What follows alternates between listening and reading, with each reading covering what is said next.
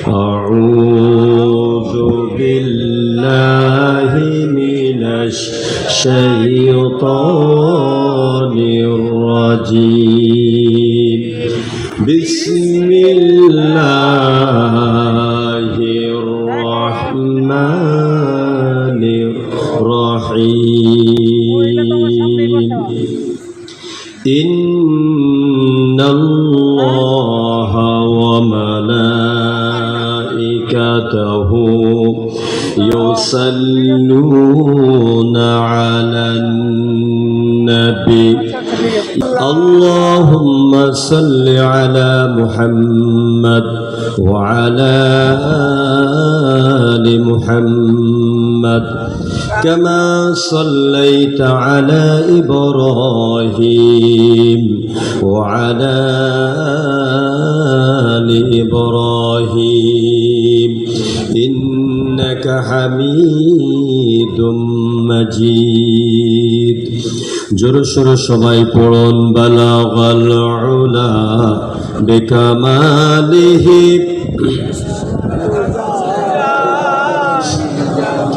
حسنت جميع خصاله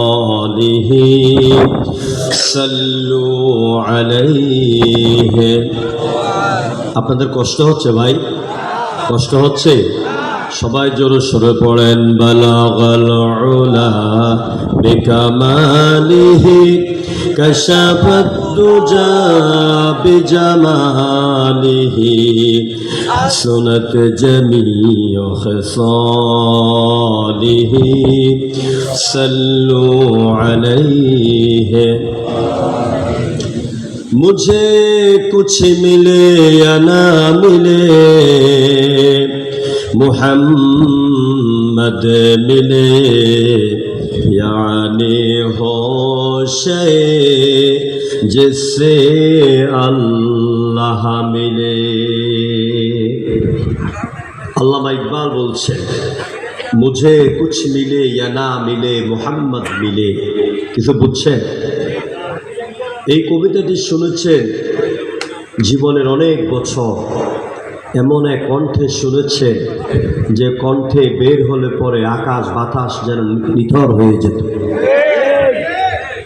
আজ সেই কণ্ঠ শুয়ে আছে ফিরোজপুরের জমিনে আল্লাহ তার কবরকে জান্নাতের টুকরা বানিয়ে দাও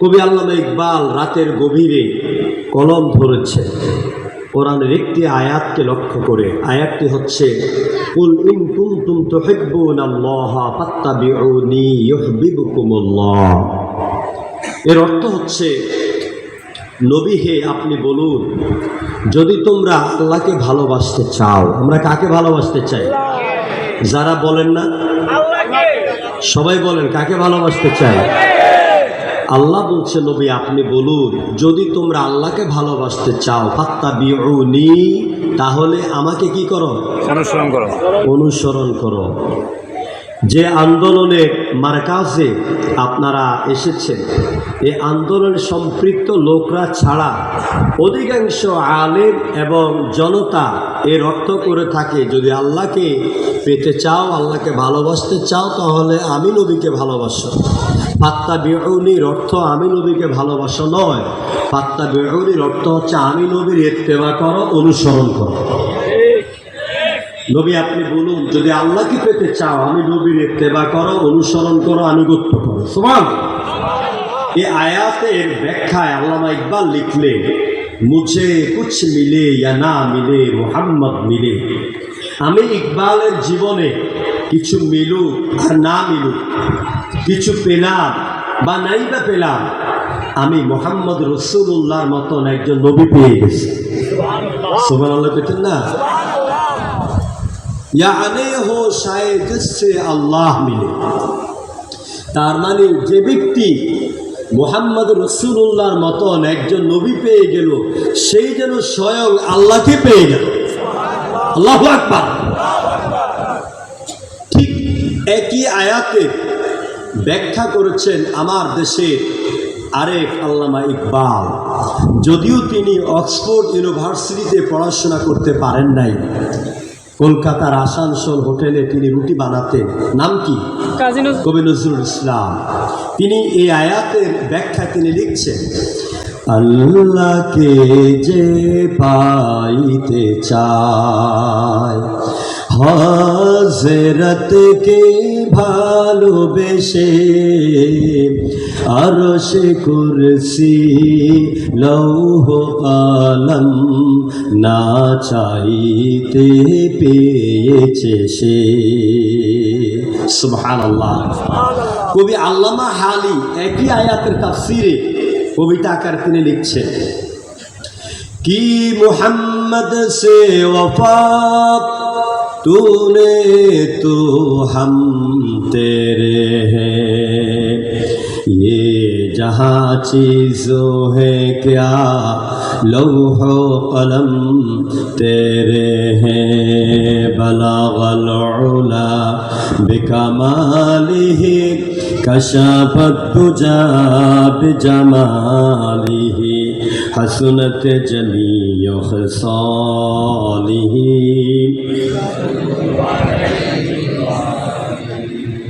ঢাকা রাজধানীর বুকে অবস্থিত, সারা পৃথিবীতে অতীব পরিচিত একটি থানা শাহবাগ। শাহবাগ মানব কল্যাণ সংস্থা উদ্যোগে আয়োজিত আজকের এই 15 নভেম্বর 2024 সিরাতুন নবী সাল্লাল্লাহু আলাইহি ওয়াসাল্লাম মাহফিলে একেবারে শেষ প্রান্তে এসে আমরা আজকের প্রধান অতিথি হিসেবে যাকে পেয়েছি, অসংখ্য যুবকদের নেতা, ইসলামী আন্দোলনের অন্যতম সিপাহ সালাহ, চেয়ারম্যান মারুফ ফাউন্ডেশন ঢাকা জনাব নুরুল ইসলাম বুলবুল সাহেব। বিশেষ অতিথি হিসেবে বক্তব্য দিয়েছেন ডক্টর শফিকুল ইসলাম মাসুদ ভাই, চেয়ারম্যান বাউফল উন্নয়ন ফাউন্ডেশন। কথা বলেছেন ডক্টর হেলাল উদ্দিন। আলোচনা করেছেন আমাদের অত্যন্ত প্রিয় ভাই মৌলানা সদিকুর রহমান আল আজহারি। কথা বলেছেন আমার অত্যন্ত প্রিয় ভাই শায়েখ জামাল উদ্দিন। আর অন্যান্য ওলামায়ে কেরাম কথা বলেছেন। মঞ্চ প্রবিষ্ট আছেন আজকের মাহফিলের সম্মানিত সভাপতি জনাব আহসান হাবিব ভাই, সভাপতি শাহবাগ মানব কল্যাণ সংস্থা, সম্মানিত সঞ্চালক মোহাম্মদ নুরুল নবী রায়হান ভাই সহ মঞ্চ প্রবিষ্ট বিভিন্ন জায়গা থেকে আগত ঢাকায় বসবাসরত সম্মানিত আমার প্রিয় ভাইয়েরা, উপস্থিত সম্মানিত অতিথিবৃন্দ, আমার সামনে বসা কোরআন প্রেমিক, হাদিস প্রেমিক, দিনদার, ইমানদার, প্রাণ প্রিয় মুসলমান ভাইয়েরা, মাইকের আওয়াজ যতটুকু যায় রাজধানীর বুকে যেসব দিনদার মায়েরা বোনেরা বাসাবাড়ির বারান্দা থেকে সিরাতুন নবী সাল্লাল্লাহু আলাইহি ওয়াসাল্লামের আলোচনা শুনছেন, আমি সবাইকে আরও একবার বলছি আসসালামু আলাইকুম ওয়া রাহমাতুল্লাহি ওয়া বারাকাতুহু। আমরা কালেমাতুশ শুকর আদায় করছি। আমরা হৃদয় নিংড়ানো সবটুকুন আবেগ উজাড় করে দিয়ে আকাশ বাতাসকে, চতুর্দিকের দেয়ালগুলিকে প্রকম্পিত করে একযোগে কলিজার সব ভালোবাসা আর শক্তিকে জড়ো করে আমরা একযোগে পড়ছি আলহামদুলিল্লাহ। আওয়াজটা আরো জোরে হতে হবে, চিল্লে বলেন আলহামদুলিল্লাহ, আল্লাহু আকবার কবীরা ওয়ালহামদুলিল্লাহি হামদান কাসীরা সুবহানাল্লাহি বুকরাতাও ওয়া আসীলা। ইয়া রাব্বি, আরো জোরে ইয়া রাব্বি লাকাল হামদু কামা ইয়ানবাগি লিজালালি ওয়াজহিকা ওয়া আযীমি সুলতানিক। আমরা আল্লাহ তাআলার প্রতি রাতের এই গভীরে প্রশংসা আদায়ের পাশাপাশি লাল সবুজের পতাকার দেশ 1971 সালে যারা এই দেশের স্বাধীনতার জন্য রক্ত দিয়েছিলেন, আবার নয়া স্বাধীনতার জন্য যারা 5 আগস্ট এর আন্দোলনকে সফলতার ধার প্রান্তে পৌঁছে নেওয়ার জন্য স্কুল, কলেজ, বিশ্ববিদ্যালয়, মাদ্রাসা সকল পর্যায়ের ছাত্র ছাত্রী ভাইয়েরা, বোনেরা, যাদের রক্তের বিনিময় আমরা আরেকটি নয়া স্বাধীনতা পেয়েছি, সেই নয়া স্বাধীনতা লাল সবুজের পতাকার দেশ, আমার মাতৃভূমি, আমার মায়ের দেশ, আমার বাংলাদেশ, এই রাজধানী ঢাকার প্রাণকেন্দ্র থেকে আমরা দরুদ সালাম পেশ করছি এমন একজন রাসূলের প্রতি, যার দেশ, যার জন্মস্থান, যার রওজা মুবারক এই জমিন থেকে প্রায় ৪৫০০ মাইল দূরে। সেই প্রিয় রাসূলের প্রতি আমরা দরুদ সালাম পেশ করছি। বাংলাদেশের প্রান্ত থেকে সালাম জানাই, হে রাসূল, আল্লাহ পাক দয়া করে আমাদের সালামের খবর মদিনা আল মুনাওয়ারায় পৌঁছায় দাও, যেরকম আমিন। প্রিয় ভাইয়েরা, অনেক আলোচনা শুনেছে, আলোচনা তেজদীপ্ততায় তাকবীরে তাকবীরে ধ্বনিত হয়েছে ঢাকার আকাশ। দীপ্তমান আলোচনা করেছেন আমাদের প্রিয় ভাই ডক্টর শফিকুল ইসলাম মাসউদ ভাই, কথা বলেছেন জামাল ভাই সহ অনেকে।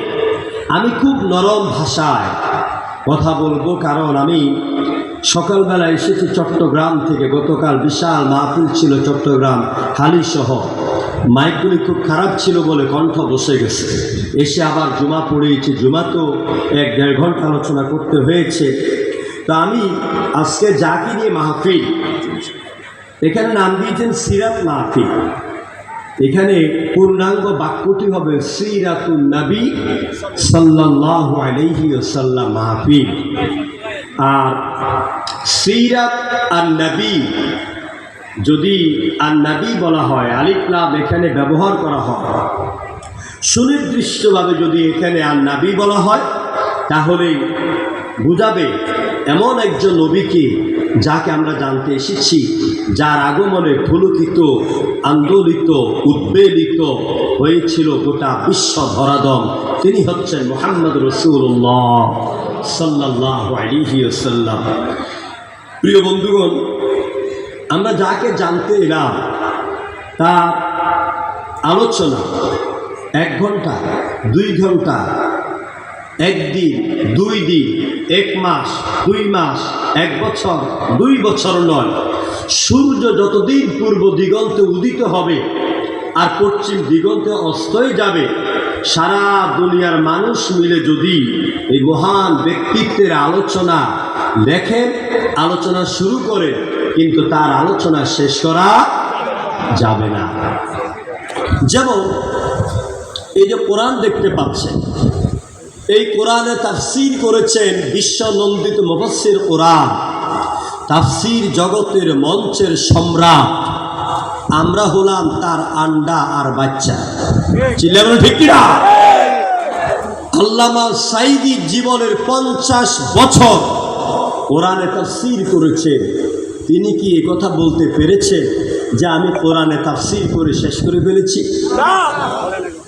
আল্লামা ইমাম ফখরুদ্দিন রাজি তাফসীরে বাইজাবি লিখেছেন। তিনি এক পর্যায়ে বলেছেন যে কোরআনকে যদি একটা প্রাণী হিসাবে ধরা হয়, তাহলে কোরআন নামক প্রাণীর গোস্তগুলি আমি খেয়েছি, কিন্তু হাড্ডিগুলি হজম করার ক্ষমতা আমার হয় না। তার মানে কোরআন এমন একটি বিশাল কিতাব, যে কিতাবের আলোচনা, তাফসীর, ব্যাখ্যা করে পৃথিবীতে কেউ শেষ করতে পারে নাই, ভবিষ্যতেও পারা সম্ভব নয়। আল্লাহ রাব্বুল আলামিন আমার এই কথাগুলির সমর্থনে কোরআনে কারীমের ভিতরে বলছেন, নবী আপনি আমার কোরআনের প্রশংসা করে বলে দেন, قُلْ لَوْ كَانَ الْبَحْرُ مِدَادًا لِكَلِمَاتِ رَبِّي لَنَفِدَ الْبَحْرُ قَبْلَ أَنْ تَنْفَدَ كَلِمَاتُ رَبِّي وَلَوْ جِئْنَا بِمِثْلِهِ مَدَدًا। নবী আপনি বলুন, আমার রবের কথাগুলিকে লেখার জন্য, বলার জন্য যদি তামাম পৃথিবীর সাত সমুদ্রের পানিগুলিকে কালি বানানো হয়, ওই পানিরূপী কালিগুলি শেষ হয়ে যাবে। ওয়ালাউ জিনা বিমিথলিহি মাদাদা, আবার যদি সাত দরিয়ার পানিকে আবারও কালি বানানো হয় তাও শেষ হয়ে যাবে, কিন্তু আল্লাহর কালামের ব্যাখ্যা লিখে আর বলে শেষ করা যাবে না। ঠিক নয়? কোন সুবহানাল্লাহ, আরো আস্তে কোন সুবহানাল্লাহ। আচ্ছা বলুন তো একবার সুবহানাল্লাহ বলে নাকি কয়টা বাড়ি দিয়েছেন কে? সুতরাং এই কোরআন এর ফজিলতের ব্যাপারে আল্লাহ নবী কি বলছেন? قال النبي صلى الله عليه وسلم من قرأ حرفا من كتاب الله تعالى فله عشر।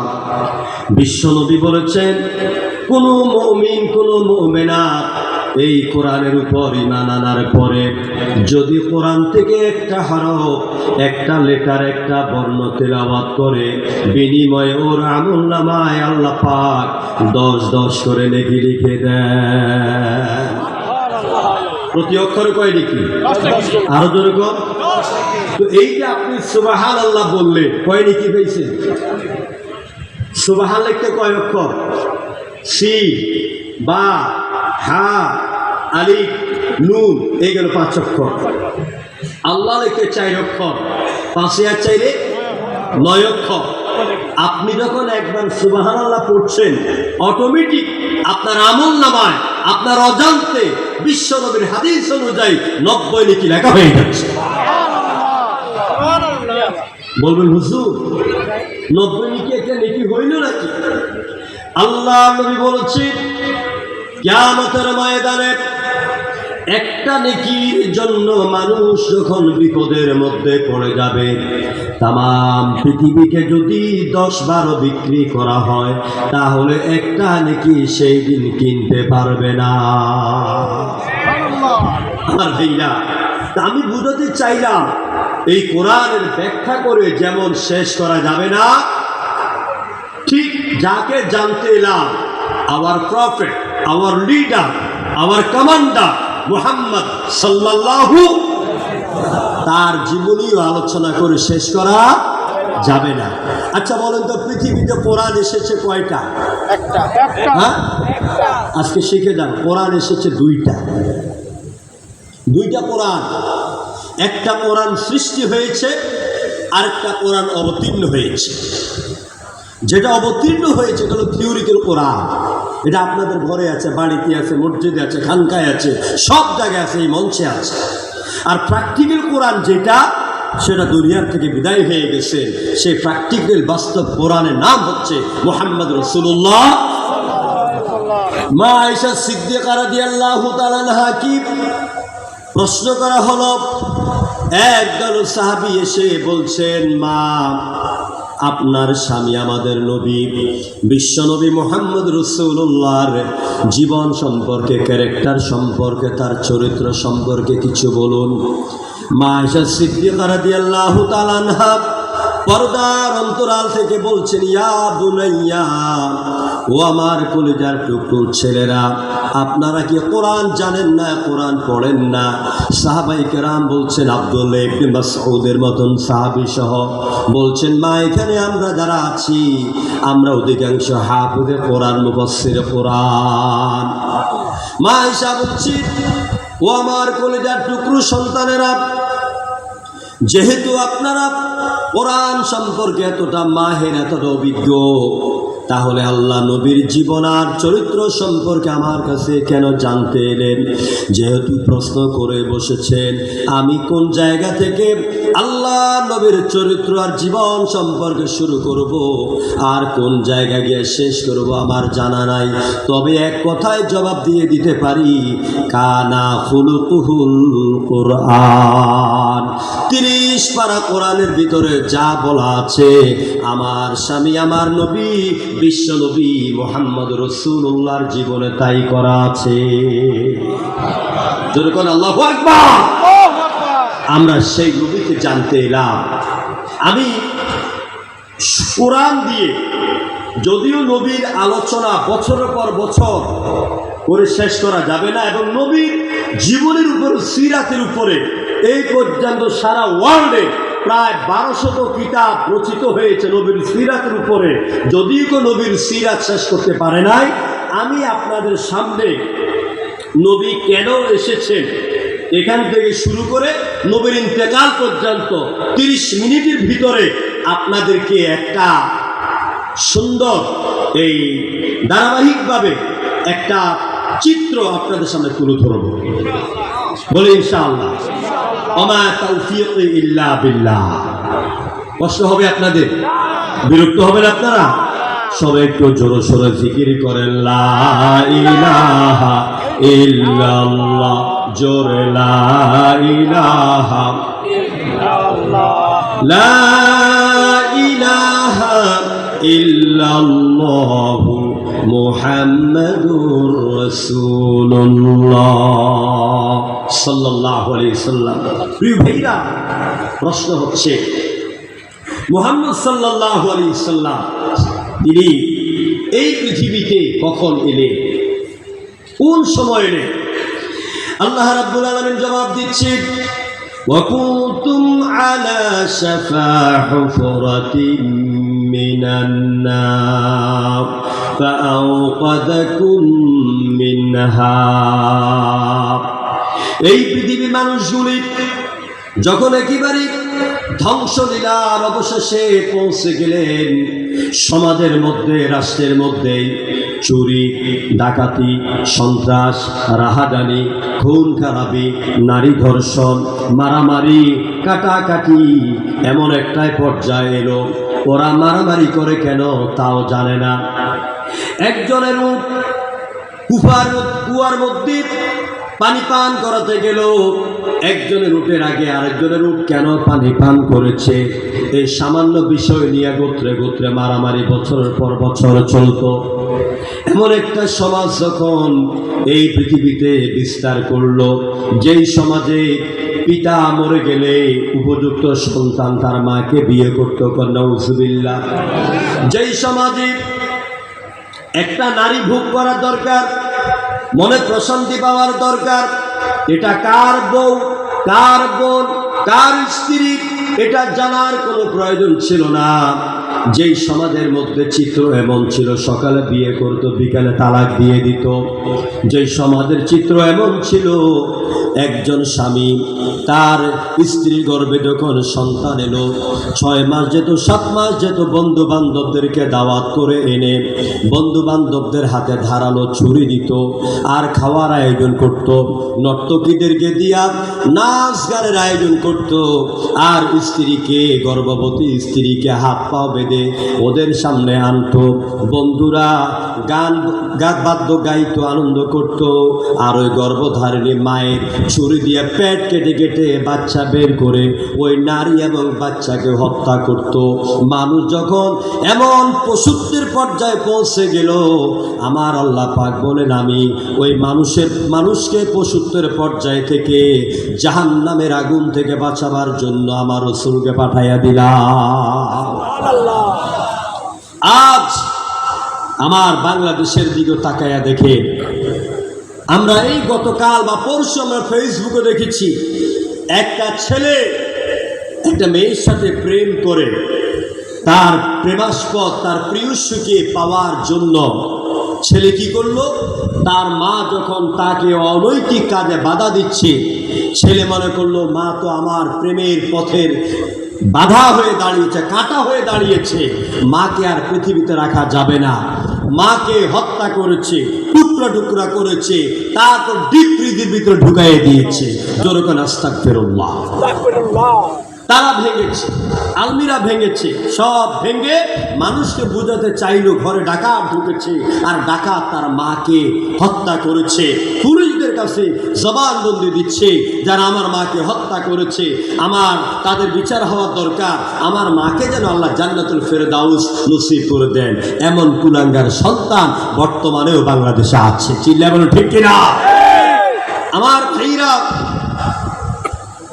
আজ থেকে 1500 বছর আগে আরবের ভৌগোলিক সীমারেখা আরবের সামাজিক অবস্থান, আরবের রাজনৈতিক অবস্থান, আরবের সামাজিক অবস্থান, আরবের পারিবারিক অবস্থান যখন এইরকম পশুত্বের পর্যায়ে পৌঁছে গেল, তখন আল্লাহ পাক বলেন, আমি আমার নবীকে রহমত করে পৃথিবীর বুকে পাঠিয়ে দিলাম।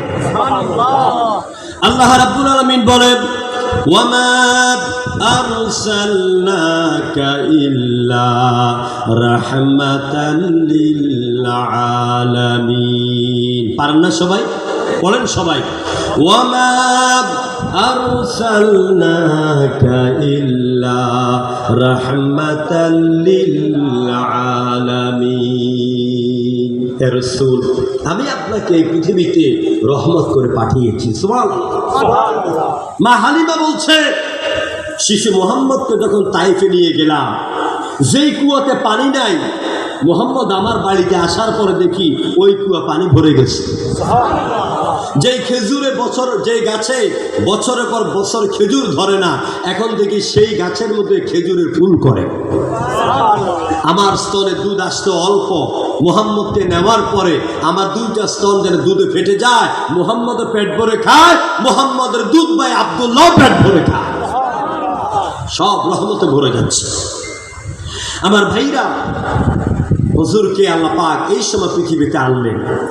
হুজুরের আগমন সম্পর্কে আল্লাহ তাআলা কোরআনে কারিমে বলেন, লাকাদ জাআকুম রাসূলুম মিন আনফুসিকুম।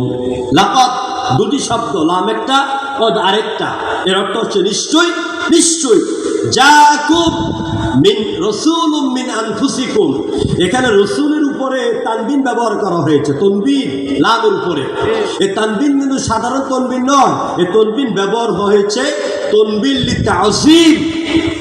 এটা সাধারণ রাসূল নন, এটা আল্লাহর আকাশের নিচে জমিনের উপরে সবচেয়ে সম্মানিত রাসূল। জোরে করে আল্লাহু আকবার।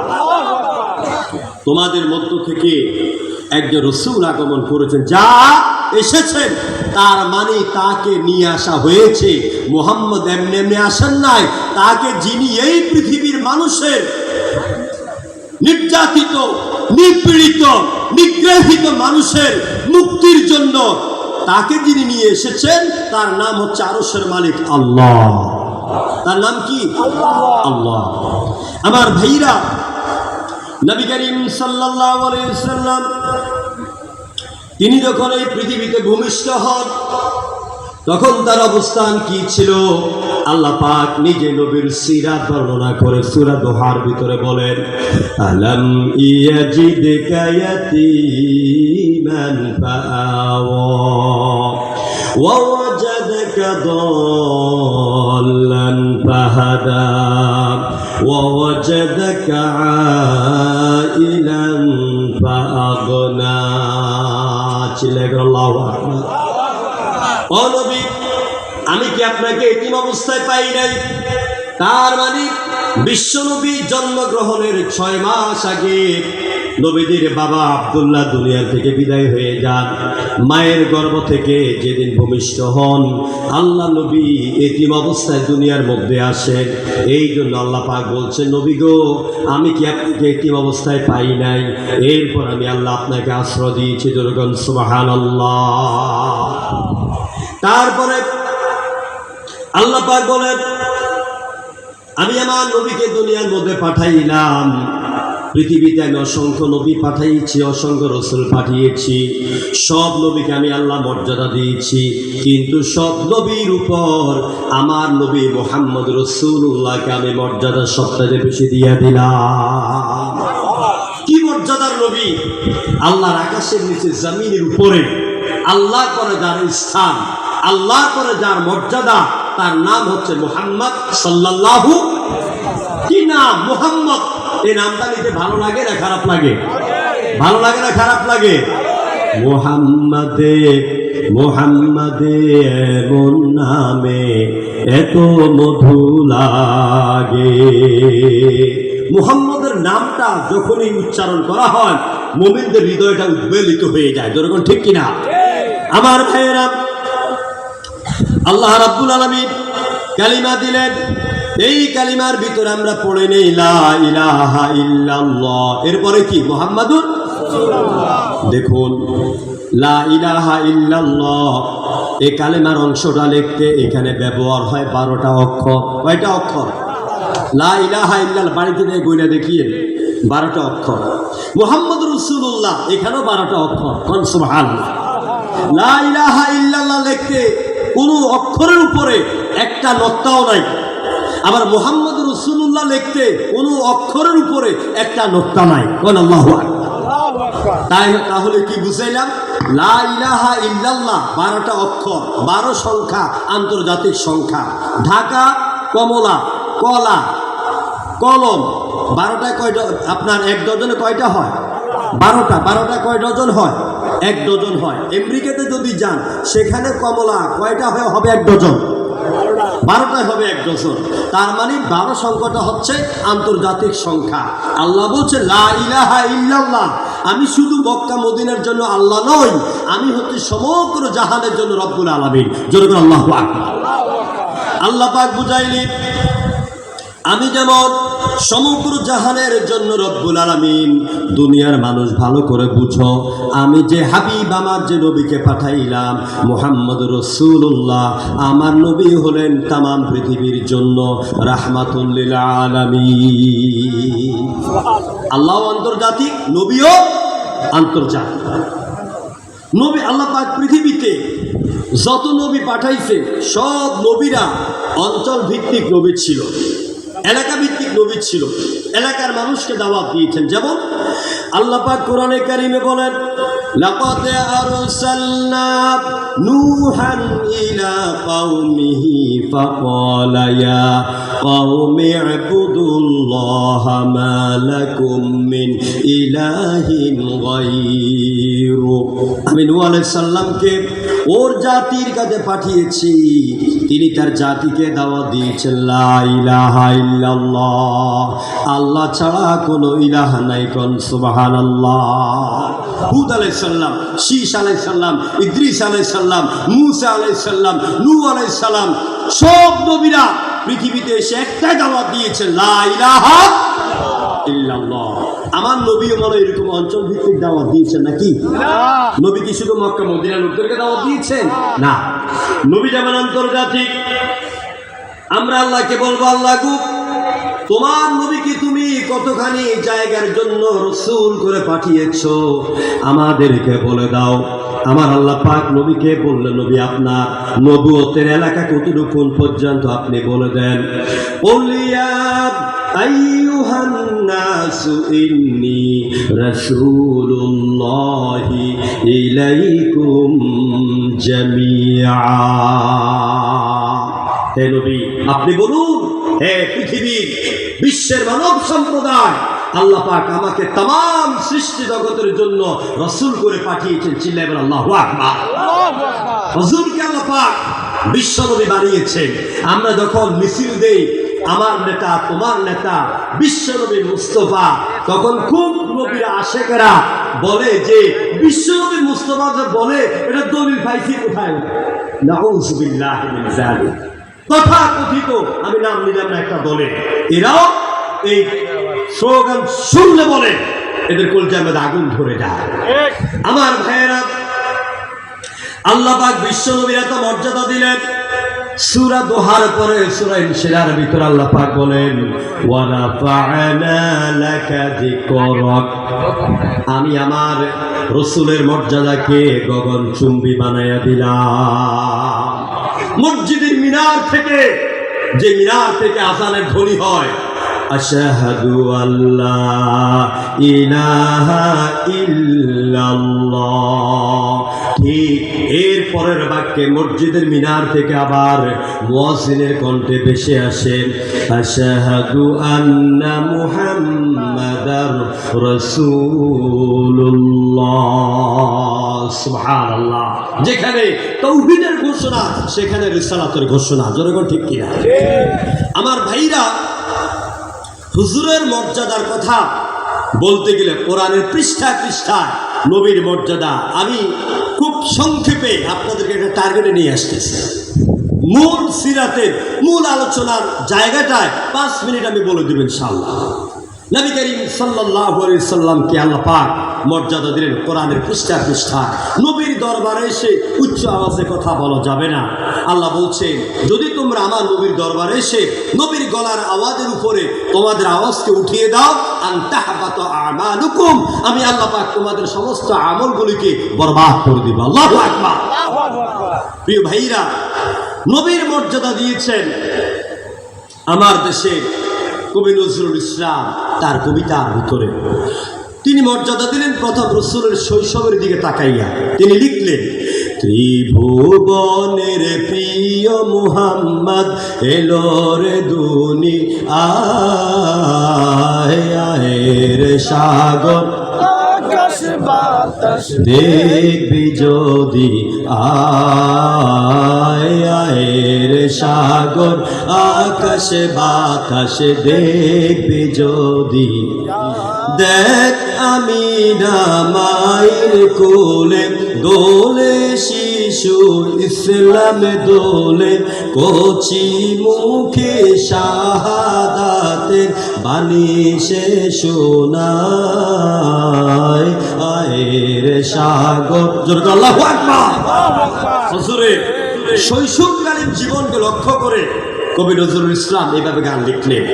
এবার রাসূলের রাজনৈতিক জীবনের দিকে লক্ষ্য করে কবি নজরুল লিখলেন, হুজুরের মর্যাদা দিতে গিয়া জাতি ভেদ হিংসা বিদ্বেষ করিতে মোচন, দ্বৈতবাদ বহুবাদ করিতে খণ্ডন, সাম্যমৈত্রী স্বাধীনতা একেশ্বরবাদ ঘুষিতে আইলে তুমি রাসূল মুহাম্মদ। সুবহানাল্লাহ।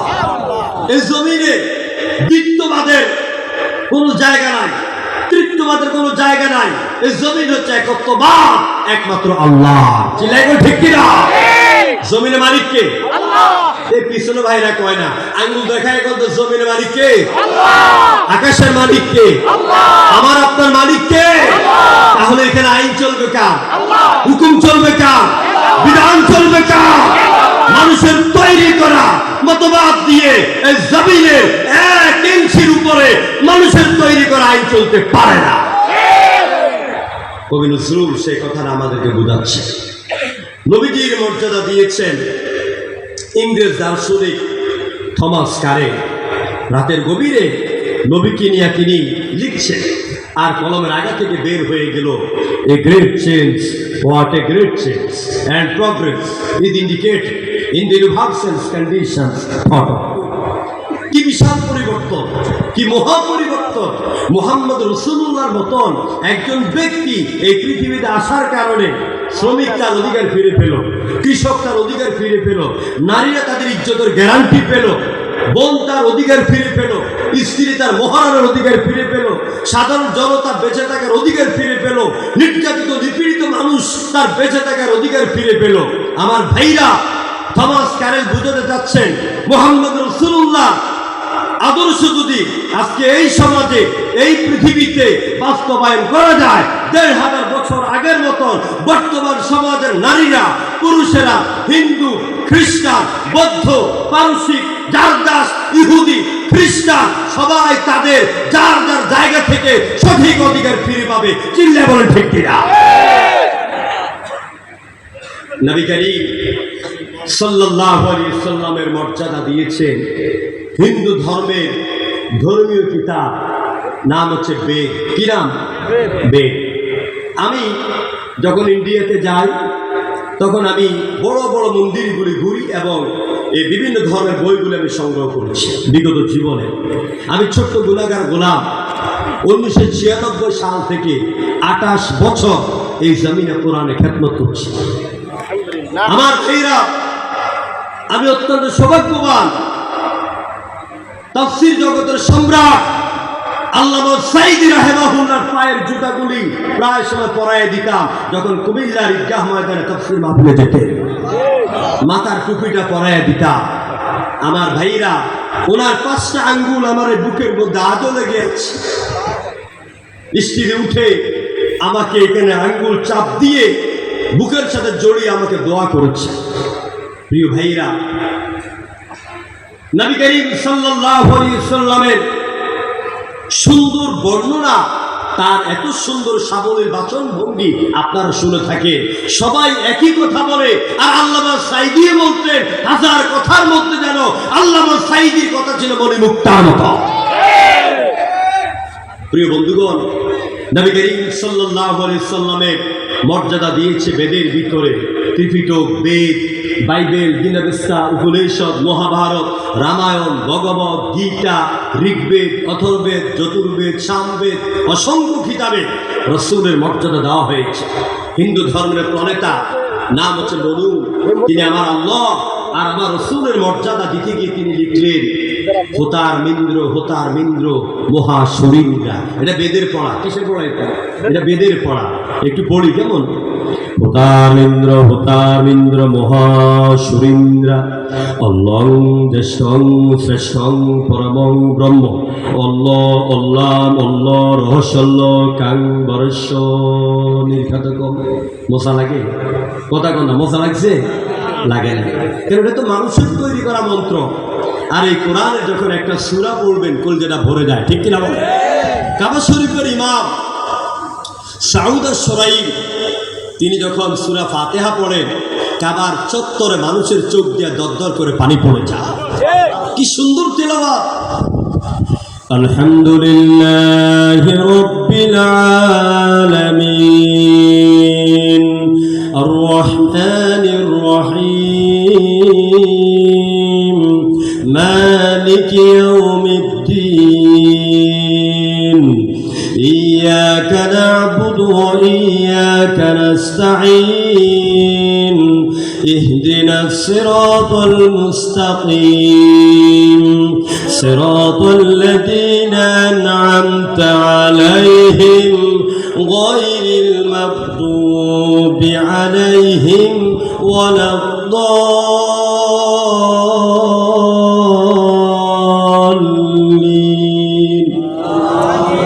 ভালো লাগে না খারাপ লাগে? এটা হলো কোরআন। এটা কি? কোরআন। বেশি করে পড়বেন, চোখের আলো বাড়বে, অন্তরে নূর বাড়বে, চোখের জ্যোতি বাড়বে, কণ্ঠ নষ্ট হবে না। হলকের ৬টি হরফ আছে, হামজা, হা, আইন, হা, গাইন, খা। এই হলক থেকে উচ্চারণ করে পড়বেন, মওতের আগে কণ্ঠের মধ্যে কঠিন কোনো ব্যাধি হবে না। তা আমি বলতেছিলাম, হিন্দু ধর্মের বেদের ভিতরে তারা আল্লাহ এবং তার রাসূলকে মর্যাদা দিচ্ছে। কি বলছেন? হোতার মিন্দ্র মহাসুরিন্দ্রা, অর্থাৎ যিনি সবচেয়ে বড়, যিনি সবচেয়ে মহান, যিনি সবচেয়ে সেরা, তার নাম হচ্ছে আল্লাহ। তার নাম কি? আর জোরে বলেন, তার নাম কি? আল্লাহ নাম নিতে কষ্ট হয়? আপনাদের খারাপ লাগে? আকাশের নিচে জমিনের উপরে সবচেয়ে মধুর নাম কার? এই মুখটারে গোল করে একটা হচ্ছে আল্লাহ আর একটা হচ্ছে আল্লাহ। ছোট্ট বাচ্চারা যখন বলে আম্মু, আব্বু, তখন বেশি মায়া লাগে না কম মায়া লাগে? বেশি মায়া লাগে না? তো মুখটারে গোল করে একবার সবাই বলেন, নামটারে ফোর করে বলেন আল্লাহ। হয় আরো জোরে করেন আল্লাহ, চিল্লায় বলেন আল্লাহ। হাদিসে কুদসির ভিতরে এলো, আল্লাহর কোন বান্দা যদি রাতের গভীরে উঠে আল্লাহকে আল্লাহ বলে একবার ডাক দেয়, আল্লাহ নবী বলেছেন, আল্লাহ পাক তিনি বলেন আমার বান্দার একবার ডাকের বিনিময়ে আমি আরশের মালিক ৭০ বার জবাব দিয়ে বলে, বান্দা আমার কাছে তুমি কি চাও? যেন আল্লাহকে ডাকবে। তো সবচেয়ে মহান হচ্ছেন আল্লাহ। বেদের প্রণেতা মনু বলছে, আর এই পৃথিবীতে একজন দূত এসেছে, নাম হচ্ছে মুহাম্মদ রাসূলুল্লাহ। হিন্দুরা যখন মরে, নিশ্চয়ই ঢাকার আশেপাশে হিন্দুর ভাইয়েরা আছে, আমি কলকাতা কৈলান শহরে মাহফিল করি, ওখানে 4টা প্যান্ডেল হয়। মহিলাদের জন্য হিন্দু মহিলা একটা প্যান্ডেল, হিন্দু পুরুষ একটা প্যান্ডেল, মুসলমান মহিলা একটা প্যান্ডেল এবং মুসলমান পুরুষদের জন্য একটা প্যান্ডেল। প্রায় লাখ খানিক উপরে 3 দিন ব্যাপী তাফসীর চলে। সেই ময়দানে 2012 থেকে আমার হাতে এই পর্যন্ত প্রায় 11 জন হিন্দু ইসলাম কবুল করেছে। তো আমি এই বেদ নিয়ে তাদের সামনে যখন আলোচনা করি তখন তারা খুশি হয়ে যায়। তারা যখন হিন্দু দাদারা ভাইয়েরা যখন মরে তখন নিজেরা পারে না, তাদের মন্দির থেকে ঠাকুরকে আনে, ঠাকুর তাদেরকে একটা মন্ত্র পড়ায়, মরার সময়ের মন্ত্র। আমরা বলি কালিমা, ওরা বলে মন্ত্র। আমরা কি বলি? আমরা বলি কালিমা, ওরা বলে মন্ত্র। মন্ত্রটা কি? মন্ত্রটা হচ্ছে এই, লা ইলহা ইল্লা ইন্নতি হরতি পরম পদম জন্ম বৈকুণ্ঠ তফ ইন্নতি। কিছু বুঝছেন না? বুঝি। লা ইলাহা ইল্লাল্লাহ, লা ইলহা, লা ইলহা, লা ইলহা মানে কোনো ইলাহা নাই, মানে লা ইলাহা ইল্লাল্লাহ। হরতি পরম পদম জন্ম বৈকুণ্ঠ তফ ইন্নতি। যদি তোমার মৃত্যু আর জন্ম দুইটাকে সার্থক করতে চাও, মুহাম্মদ রাসূলুল্লাহ আদর্শ গ্রহণ করে মৃত্যুবরণ করো। এটা বেদের কথা। তাহলে এই বেদের ভিতরে আমার রাসূলের মর্যাদা দেওয়া হয়েছে। আমার ভাইরা, নবী করিম সাল্লাল্লাহু আলাইহি সাল্লামের মর্যাদা বিশাল। তার মর্যাদার উপরে যদি আমি কথা বলতে চাই, তাহলে তার হাতের ব্যাপারে কোরআন আয়াত আছে, চোখের ব্যাপারে কোরআন আয়াত আছে, চুলের ব্যাপারে কোরআন আয়াত আছে, পায়ের ব্যাপারে কোরআন আয়াত আছে। এইভাবে গোটা কোরআন দিয়ে আমার রাসূলের গোটা অঙ্গ প্রত্যঙ্গ সাজানো। নবী করিম সাল্লাল্লাহু আলাইহি সাল্লামকে আল্লাহ পাক একটি উচ্চ মর্যাদা দিয়েছেন, সেটা হচ্ছে ক্যারেক্টার সার্টিফিকেট। সেটা কি? চারিত্রিক সার্টিফিকেট। প্রিয় ভাইরা, আমাদের সার্টিফিকেটের দরকার হলে আমরা ইউনিয়নের চেয়ারম্যান, পৌরসভার চেয়ারম্যানের কাছে, সিটি এই মেয়রের কাছে আমরা যাই। কিন্তু আমার নবী মুহাম্মদ রাসূলুল্লাহর সার্টিফিকেট দুনিয়ার কোনো বাদশাহ, কোনো মন্ত্রী, কোনো এমপি, কোনো চেয়ারম্যানের দেন নাই। কে দিয়েছে? জোরে বলতে হবে, কে দিয়েছে? আল্লাহ পাক বলেন, ওয়া ইন্নাকা লাআলা খুলুকিন আযীম। ও নবী, আমি আপনাকে বিশাল উন্নত চরিত্র দান করেছি। আজিম শব্দটির অর্থ এত ব্যাপক। আল্লাহ নবীর চরিত্রকে মাপার জন্য যদি আকাশ থেকে জমিন পর্যন্ত কোনো রশি ছেড়ে দেওয়া হয়, ওই রশি দিয়েও আল্লাহ নবীর চরিত্রে পরিমাপ করা যাবে না। এত উন্নত চরিত্রের লোক বানিয়েছেন আমার নবী মুহাম্মদ রাসূলুল্লাহকে। এবার আসুন, চরিত্রের উপরে কথা বলতে গেলে তো কয়েক ঘন্টা লাগবে। হুজুরকে আল্লাহ পাক বানিয়েছেন গোটা পৃথিবীর রাজা, বাদশাহ, মন্ত্রী, এমপি, পাতি নেতা। এই পৃথিবীতে কিয়ামত পর্যন্ত আল্লাহ জানেন অনেক নেতা আসবে, অনেক দার্শনিক আসবে, অনেক বড় বড় নেতা আসবে, যারা নিজেদের আদর্শ সমাজের মধ্যে, দেশের মধ্যে প্রচার করতে চাইবে, বাস্তবায়ন করতে চাইবে। আমার আল্লাহ পাক বলেন না, দুনিয়ার কোনো মানুষের আদর্শ জাতির অনুসরণ হতে পারে না। ঠিক কিনা বলেন?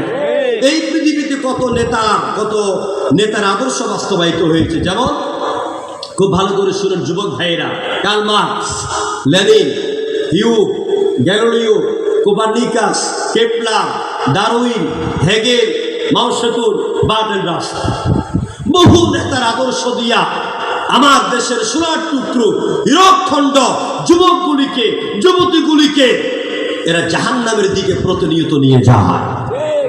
হেমিলনের বাঁশিওয়ালা যেমন মিষ্টি সুরের বাঁশি বাজাইয়া ওই শহরের ছেলেগুলিকে তার পাওনা না দেওয়ার কারণে সমুদ্রে ডুবিয়ে মেরেছে, ঠিক তেমন করে আমার বাংলাদেশে স্বাধীনতার আগেও, স্বাধীনতার পরেও অসংখ্য নেতারা সোনার টুকরো হীরকখণ্ড মুসলমান সন্তানগুলিকে তারা কয়লার টুকরা বানাইয়া জাহান্নামের দিকে নিয়ে যাচ্ছে। প্রিয় ভাইরা, কার আদর্শ শেষ করে দিচ্ছেন? কার আদর্শ আপনি অনুসরণ করবেন? আপনি কাকে মানবেন? কোরআনে কারীম সেই কথা বলছে। আজকে আমরা বিশ্বনবীর আদর্শকে বাদ দিয়ে যেই সব নেতার আদর্শ মানি, যেই সব আদর্শ নেতাদের আদর্শের ডাকে আমরা সাড়া দিই। এই পৃথিবীতে দাওয়াত আছে দুই রকম। কয় রকম বলেন তো? দুই রকম। খুব ভালো করে বুঝলেন এই কথাটা। এই পৃথিবীতে দাওয়াত দুই রকম। এক দাওয়াত দিয়েছেন নবী পাক, আল্লাহ পাকের সিলেকশনকৃত নেতারা, এরা হচ্ছে আম্বিয়া আলাইহিমুস সালাম। আল্লাহ রাব্বুল আলামিন বলেন, ওয়াজআলনাহুম আইম্মাতান ইয়াহদুনা বিআমরিনা ওয়া আওহাইনা ইলাইহিম ফিআলাল খায়রাত। আমি আমার সব নবীদেরকে আমি নেতা বানিয়েছি। নবীরা মানুষকে ডেকেছেন কল্যাণের দিকে, নবীরা মানুষকে ডেকেছেন আল্লাহর দিকে, জান্নাতের দিকে। এই হলো এক প্রকারের নেতাদের ডাক। আবার দুনিয়াবী নেতা যাদের নাম বললাম, ওই সব নেতারা দাওয়াত দেয় কোন দিকে? ওয়ায়াদউনা ইলান নাস ওয়াজআলনাহুম আইম্মাতান ইয়াদউনা ইলান নার। আরেক প্রকার নেতা আছে যারা দেশের যুবক যুবতী, দেশের মানুষগুলিকে, পৃথিবীর মানুষগুলিকে ডাক দেয় জাহান্নামের দিকে। কোন দিকে? জাহান্নামের দিকে। আমি এই কথা বলে শেষ করছি। যারা এই জাহান্নামী নেতাদের, এখন এদেরকে জাহান্নামী নেতা কিভাবে বলবে, কেন বলবে? যেই নেতাদের নিজের চরিত্র ঠিক নাই, যেই নেতারা মদের বোতল লইয়া ঘুমায়, এরকম নেতা বাংলাদেশে আছে নাকি নাই? যেই নেতারা নিজের বউরে ঘরে রাইখা আরেক নারীকে নিয়ে হোটেলে রাত কাটায়, এরা কি ভালো নেতা? যেই নেতা মানুষের টাকা পাচার করে বিদেশে অর্থের পাহাড় জমায়, এরা কি ভালো নেতা? যেই নেতা কোরআন পড়ে না, যেই নেতা নামাজ পড়ে না, যেই নেতা বক্তৃতার মধ্যে কোরআনের দলিল নাই, হাদিসের দলিল নাই, এটা আমার আদর্শ নেতা হতে পারে না। যেই নেতা ইসলামের কথা শুনলে পরে গায়ের মধ্যে আগুন ধরে যায়, যেই নেতা দাড়ি টুপি দেখতে পরে তার কলিজার মধ্যে চুলকানি শুরু হয়ে যায়, এটা কি জান্নাতি নেতা না জাহান্নামী নেতা? জাহান্নামী নেতা। এই জাহান্নামী নেতাদের অনুসরণ আমার যে ভাইয়েরা বোনেরা করে, তাদের ব্যাপারে আল্লাহ বলছেন। আল্লাহ পাক বলেন, وَإِذْ يَتَحَاجُّونَ فِي النَّارِ فَيَقُولُ الضُّعَفَاءُ لِلَّذِينَ اسْتَكْبَرُوا إِنَّا كُنَّا لَكُمْ تَبَعًا فَهَلْ أَنْتُمْ مُغْنُونَ عَنَّا نَصِيبًا مِنَ النَّارِ। আল্লাহ বলছেন, কিয়ামতের দিন নেতা এবং তার অনুসারী দুজনে যখন জাহান্নামের আগুনের মধ্যে পড়ে যাবে, অনুসারীরা তো জয়ী, এরা দুর্বল, এরা নেতাদেরকে ডেকে বলবে, ও নেতা, ইন্না কুন্না লাকুম তাবাআন, দুনিয়াতে যেই দিকে কইছো ওই দিকে দৌড় মারছি। যেমনি কইছো, যেই ছেলের পায়ের হাঁটুর ছোট গিরার উপরে প্যান্ট থাকে, মুখে খোঁচা খোঁচা দাড়ি থাকে, মাথার মধ্যে টুপি থাকে, আজান হইলে পরে মসজিদে দৌড় মারে, মনে করবা এটা ওইটা, এটার নাম নিয়ে থানার মধ্যে তালিকা করে দাও। এরকম করে নাই? কথা করে নাই? নেতা তোমার কথা মতে ওই কোরআনের আন্দোলনের কর্মীগুলির নাম ধরে ধরে থানাতে জমা দিয়েছিলাম, অত্যাচার করেছিলাম, ভালো মানুষগুলির বিরুদ্ধে মামলা করেছিলাম, ভালো মানুষগুলির উপর অত্যাচার করেছি, অসহায় মানুষের উপর অত্যাচার করেছি। এখন দেখি তুমিও জাহান্নামে, আমিও জাহান্নামে। জাহান্নামে পড়ে এই কথা বলবে, নেতা বলবে, এই বেটা, তোদের যে অবস্থা আমাদেরও সে অবস্থা। ইন্নাল্লাহা ক্বাদ হাকামা বাইনাল ইবাদ, আল্লাহ পাক তার বান্দাদের মধ্যে ফয়সালা করে দিয়েছেন, তুইও জাহান্নামী আমিও জাহান্নামী। এবার কর্মীরা বলবে, ওয়াকালাল্লাযীনা ফিন-নারি লিখাযানাতি জাহান্নাম দুউ রাব্বাকুম ইউখাফফিফ আন্না ইয়াওমান মিনাল আযাব। কর্মীরা যাইয়া বারবার নেতাকে বলবে, নেতা আমাদের জন্য জাহান্নামের শাস্তি একটু কমাইয়া দাও। নেতারা কর্মীদের বিরক্তিতে টিকতে না পেরে যাইয়া জাহান্নামের ধার রক্ষী ফেরেশতাদেরকে বলবে, দেখেন বলার ভাষা দেখে, বলবে কি?